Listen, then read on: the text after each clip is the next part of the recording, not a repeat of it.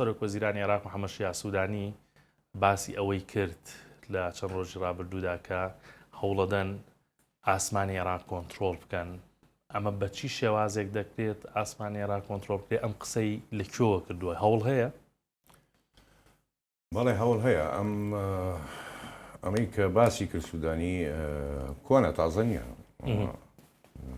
ینی هەوڵەکە کۆنە هەوڵەکە، ینی ئەم سەفەقەی کە کردووە لەگەڵ کۆریای جنوبی کۆریا کە سەفەقەی جۆری موشکی سام ئێمی کردووە،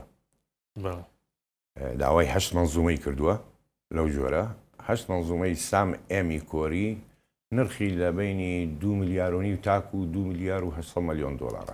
کاتە سیستەمی بەرگری کۆری دەوێت باڵێ بکرێت، سیستەمی کۆری ئەکرێتن. ئەم موشەکانە بڵێن ئەم سیستەمە نظام دیفاع سمعاتێکی بەرزی هەیە، ئەوە نییە ینی بەڵێ سمعاتێکی بەرزی هەیە و موشکێ باشە. بەڵام لێرە شتێک هەیە، تۆ ئەو موشکانە کاکری پێویستیت بە سیستەمی ڕاداراتی زەخمە، پێویستیت بە ئەنزارم و بەکرە. ئەم موشەکانی کە ئیکڕێت لە کۆریا ئەمانە بەرزی 15 کیلۆمەتر لێ ئەدات.